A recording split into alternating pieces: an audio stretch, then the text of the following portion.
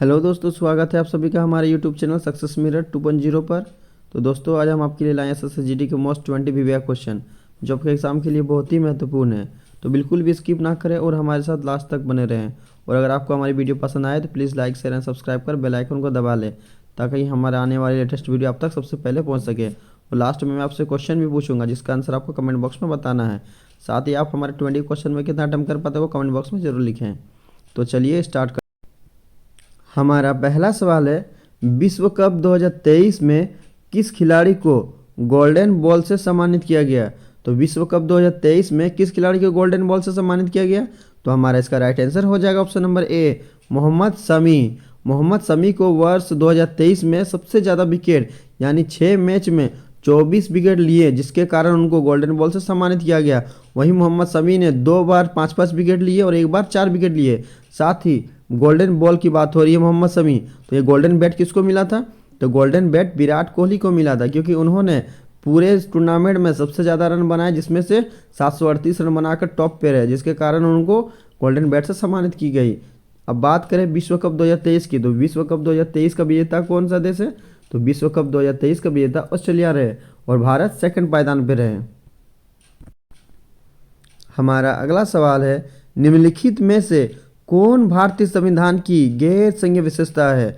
तो भारतीय संविधान की गैर संघीय विशेषता कौन है? तो हमारा इसका राइट आंसर हो जाएगा ऑप्शन नंबर बी, एकल संविधान। एकल संविधान भारतीय संविधान की गैर संघीय विशेषता है।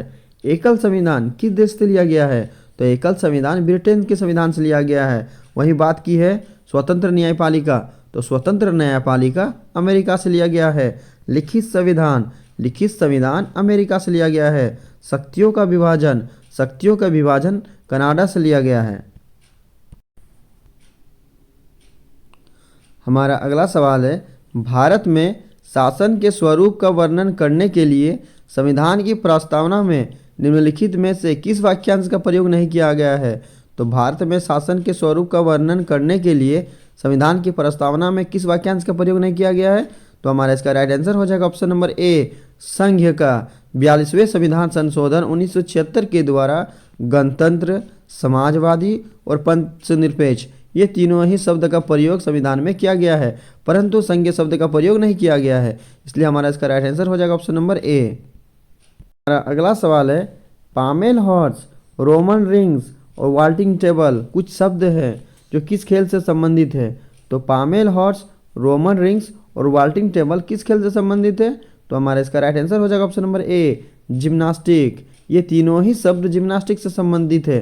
तैराकी से संबंध किससे होगा? तो तैराकी का संबंध बेस्ट स्ट्रोक और बटरफ्लाई स्ट्रोक से संबंधित है। हमारा अगला सवाल है, निम्नलिखित में से कौन सा भारतीय शास्त्रीय नृत्य पात्रों के प्रतीक के लिए चेहरे पर विभिन्न रंगों का उपयोग किया जाता है? तो कौन सा भारतीय शास्त्रीय नृत्य है जो पात्र के प्रतीक के लिए चेहरे पर विभिन्न रंगों का उपयोग किया जाता है?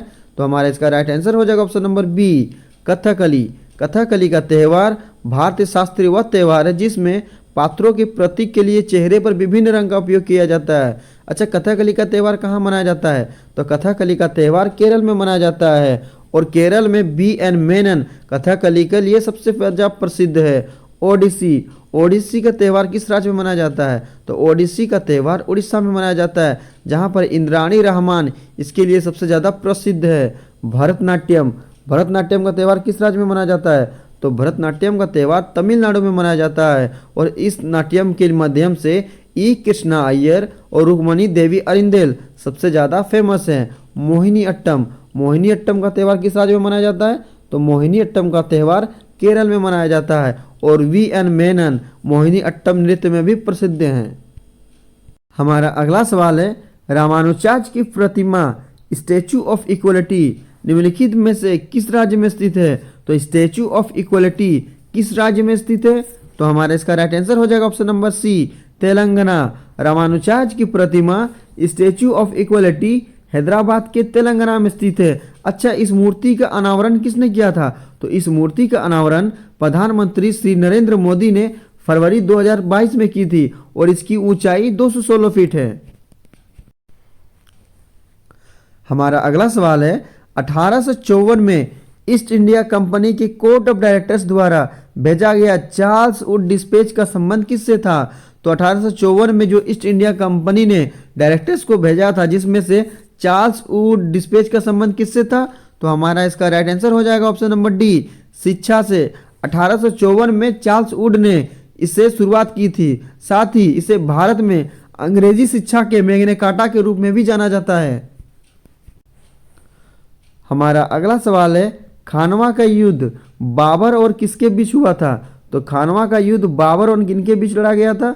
तो हमारा इसका राइट आंसर हो जाएगा ऑप्शन नंबर बी, राणा सांगा। खानवा का युद्ध कब हुआ था? 1527 ईस्वी में, जो मुगल सम्राट बाबर और मेवाड़ के राजपूत राणा सांगा के बीच हुआ था। इस युद्ध में बाबर ने राणा सांगा को पराजित किया था। वहीं बात की जाए बाबर की, तो बाबर ने और कौन कौन से युद्ध किए थे? तो पानीपत का प्रथम युद्ध। तो पानीपत का प्रथम युद्ध किसके बीच हुआ था?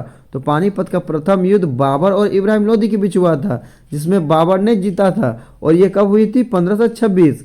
चंदेरी का युद्ध, चंदेरी का युद्ध कब हुआ था? 1528 ईस्वी को। घाघरा का युद्ध, घाघरा का युद्ध कब हुआ था? 1529 ईस्वी को।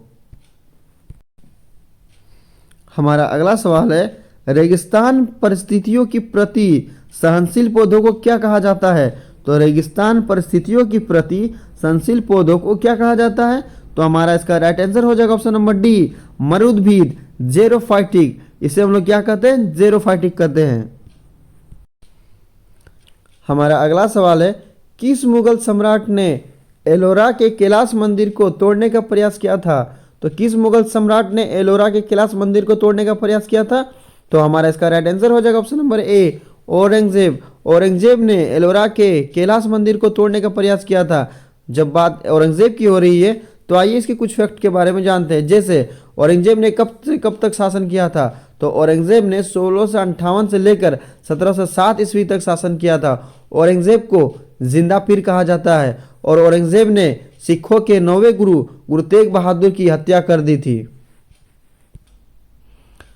हमारा अगला सवाल है, आधार से संबंधित प्रश्नों के लिए UIDAI द्वारा लॉन्च किए गए AI चैटबॉट का क्या नाम है? तो UIDAI द्वारा लॉन्च किए गए AI चैटबॉट का क्या नाम है?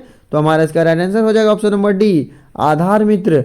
UIDAI ने आधार से संबंधित प्रश्नों के लिए AI चैटबॉट आधार मित्र लॉन्च किया। हमारा अगला सवाल है, चंगाई नृत्य किस भारतीय राज्य से संबंधित है? तो चंगाई नृत्य किस भारतीय राज्य से संबंधित है?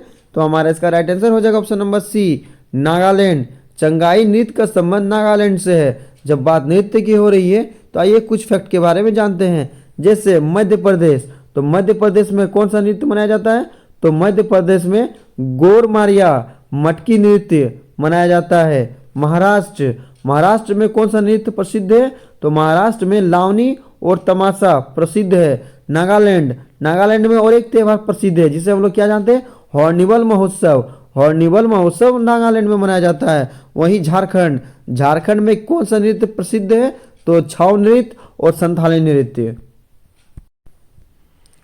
हमारा अगला सवाल है, राष्ट्रीय ग्रामीण स्वास्थ्य मिशन की शुरुआत किस वर्ष किया गया था? तो राष्ट्रीय ग्रामीण स्वास्थ्य मिशन की शुरुआत किस वर्ष किया गया था?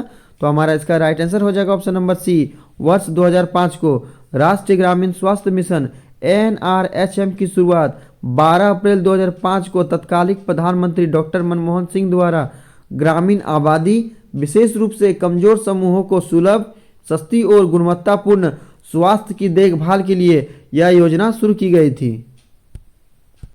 हमारा अगला सवाल है, भारत की घुड़सवारी ड्रेसेस टीम ने एशियाई खेल 2023 में कितने सालों के बाद स्वर्ण पदक जीता? तो भारत की घुड़सवारी ड्रेसेस टीम ने एशियाई खेल 2023 में कितने सालों के बाद स्वर्ण पदक जीता? तो हमारा इसका राइट आंसर हो जाएगा ऑप्शन नंबर बी, 41 साल। 41 साल के बाद एशियाई खेल 2023 में भारत की घुड़सवारी ने ड्रेसेस टीम ने स्वर्ण पदक को जीता। हमारा अगला सवाल है, द जोया फैक्टर किसके द्वारा लिखित एक उपन्यास है? तो द जोया फैक्टर किसके द्वारा लिखित एक उपन्यास है? तो हमारा इसका राइट आंसर हो जाएगा option number D, Anuja Chauhan. Anuja Chauhan ने द जोया फैक्टर उपन्यास को लिखा। यह अनुजा चौहान का पहला उपन्यास था जो 2008 में प्रकाशित हुई थी। राजश्री, राजश्री ने कौन सी पुस्तक लिखी थी? तो राजश्री ने ट्रस्ट में लिखी थी। जेरी पिंटू, तो जेरी पिंटू ने कौन सी पुस्तक लिखी थी? M and the big Hoom यानी Helen the life and times on an H bomb नामक पुस्तक जेरी पिंटू ने लिखी थी। सुकेतु मेहता, सुकेतु मेहता ने मैक्सिमम सिटी यानी बॉम्बे लास्ट एंड फाउंड नामक पुस्तक को लिखी थी। हमारा अगला सवाल है, भारत में खारे पानी की सबसे बड़ी झील कौन सी है? तो भारत में खारे पानी की सबसे बड़ी झील कौन सी है? तो हमारा इसका राइट आंसर हो जाएगा ऑप्शन नंबर डी, चिल्का झील। चिल्का झील कहाँ है? उड़ीसा में स्थित है। अगर बात की जाए मीठे पानी की, तो मीठे पानी की झील भारत में सबसे बड़ी कहाँ है? तो भारत में मीठे पानी की सबसे बड़ी झील बुलर झील है, जो जम्मू कश्मीर राज्य में स्थित है। कोलेरू झील कहाँ है? आंध्र प्रदेश। पुलिकट झील तमिलनाडु। लोकटक झील मणिपुर। और मणिपुर से संबंधित हमारा आता है कि लोकटक झील भारत में पूर्वोत्तर भारत की सबसे बड़ी मीठे पानी की झील है, जिसमें केबुल लमजाओ राष्ट्रीय पार्क स्थित है। अगर क्वेश्चन हमारा यहाँ पूछता कि निम्नलिखित में से कौन लेगुन झील का उदाहरण नहीं है, तो हमारा इसका राइट आंसर क्या हो जाता है? ऑप्शन नंबर सी, लोकटक झील। लोकटक झील मीठे पानी की झील है, जिसके कारण यह एक लेगुन झील नहीं है। हमारा अगला सवाल है, दुग्ध उत्पादों में वसा की मात्रा मापने के लिए किस यंत्र का प्रयोग किया जाता है? तो दुग्ध उत्पादों में वसा की मात्रा मापने के लिए किस यंत्र का प्रयोग किया जाता है? तो हमारा इसका राइट आंसर हो जाएगा ऑप्शन नंबर ए, ब्यूटीरोमीटर। ब्यूटीरोमीटर का प्रयोग वसा की मात्रा मापने के लिए किया जाता है। एरोमीटर, एरोमीटर का प्रयोग कहाँ की जाती है? तो एरोमीटर का प्रयोग हवा और अन्य गैसों के घनत्व को मापने के लिए किया जाता है। बैरोमीटर, बैरोमीटर का प्रयोग कहाँ किया जाता है? तो बैरोमीटर का प्रयोग वायुमंडलीय दाब को मापने के लिए किया जाता है। बोलोमीटर, बोलोमीटर का प्रयोग कहाँ किया जाता है? तो बोलोमीटर का प्रयोग खगोलीय पिंडों से हल्के विकिरण का पता लगाने और मापने के लिए खगोल विज्ञान में किया जाता है। हमारा अगला सवाल है, रेहला नामक पुस्तक का रचनाकार कौन था? तो रेहला नामक पुस्तक का रचनाकार कौन था? तो हमारा इसका राइट आंसर हो जाएगा option number C, Ibn Battuta. Morocco यात्री इब्न बतूता ने रेहला नामक पुस्तक का रचना की थी।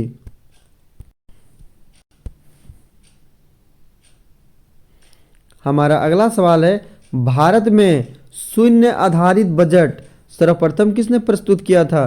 तो भारत में शून्य आधारित बजट सर्वप्रथम किसने प्रस्तुत किया था? तो हमारा इसका राइट आंसर हो जाएगा option number C, Rajiv Gandhi. Rajiv Gandhi ने शून्य आधारित बजट को सर्वप्रथम प्रस्तुत किया था। अच्छा, स्वतंत्र भारत में सबसे पहली बार बजट किसने प्रस्तुत किया था? तो स्वतंत्र भारत में सबसे पहली बार बजट का प्रयोग किसने किया था? सन्मुख चेट्टी ने। सन्मुख चेट्टी ने 26 नवंबर 1949 को पहली बार संविधान सभा में बजट को प्रस्तुत किया था। वहीं अगर बात की जाए गणतंत्र भारत की, तो गणतंत्र भारत की पहली बार बजट किसने प्रस्तुत किया था? तो गणतंत्र भारत में सबसे पहली बार बजट का प्रयोग किसने किया था? जॉन माथाई ने। अब लास्ट वीडियो के क्वेश्चन का आंसर।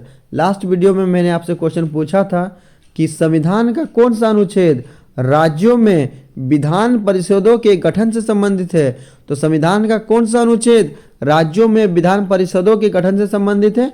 तो हमारा इसका ऑप्शन क्या हो जाता है? Option B. इस क्वेश्चन का ऑप्शन बी राइट आंसर था, अनुच्छेद 169।